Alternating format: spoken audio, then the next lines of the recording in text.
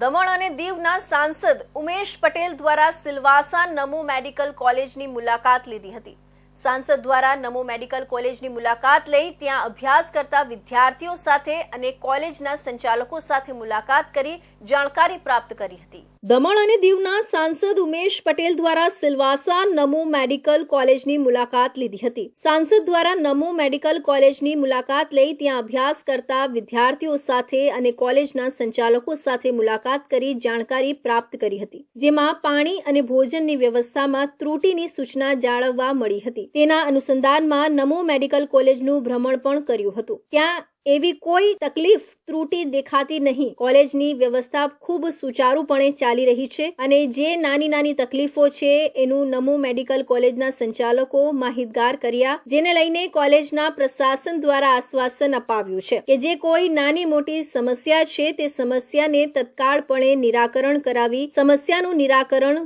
કરાવશું। ત્યારબાદ નવાઈની વાત તો એ છે કે દાદરા અને નગર હવેલી તથા દીવ દમણ માટે નમો મેડિકલ કોલેજ માટે અનામત 26 સીટો હતી। તે સીટોને ઓલ ઇન્ડિયા માટે અનામત કરી દેવામાં આવી છે, જે SC ST અને OBC ની સીટોનો સમાવેશ કરી દેવામાં આવ્યો છે, જેને સાંસદે તત્કાળ ઓલ ઇન્ડિયા એનાયતને નિરસ્ત કરી માત્ર દાદરા અને નગર હવેલી તથા દમણ અને દીવના યુવા ધન માટે अनामत करवा माटे संघ प्रदेश ना प्रशासन ने पण पत्र पाठवी सूचन कर्या हता।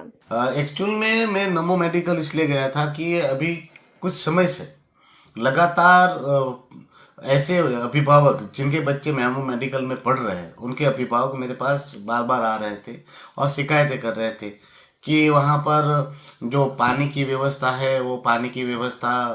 बराबर नहीं है, या तो लाल पानी कभी निकलता है, लाइटें चली जाती है। बोले एग्जाम के टाइम पे लाइटें चली जाती है वहाँ हॉस्टल में,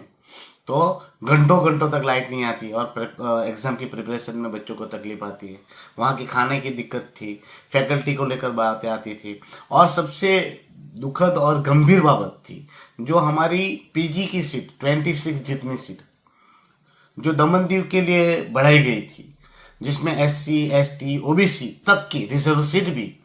ऑल इंडिया के लिए ओपन कर दी गई है। खास ध्यान आपवा जेवी वातो तो ए छे के नमो मेडिकल में प्रथम અને દ્વિતીય વર્ષમાં જે ફેકલ્ટી છે એ નોન MBBS છે અને જે MBBS દ્વારા જ પ્રશિક્ષણ આપી શકે, તો ડોક્ટરની પદવી નોન MBBS જેવા પ્રશિક્ષણ આપે એ પ્રમાણિત નથી। તેને તત્કાળ MBBS ની પદવી ધરાવતા લોકોને જ ભરતી કરાવી અને એ નવા વરાયેલા MBBS થયેલા પ્રશિક્ષકોનું પગાર ધોરણમાં વધારો કરી ફેકલ્ટીમાં સુધારો કરી નમો મેડિકલનું નામ રોશન થાય અને આપણા પ્રદેશના યુવા ધન કે જે આપણા ભારત દેશનું ભવિષ્ય છે તેઓનું ભવિષ્ય સાથે ખિલવાડ ન થાય એવું કરવા માટે નમો મેડિકલના સંચાલકો અને સંઘ પ્રદેશ પ્રશાસનને પત્ર પાઠવી અવગત કરવામાં આવ્યા હતા।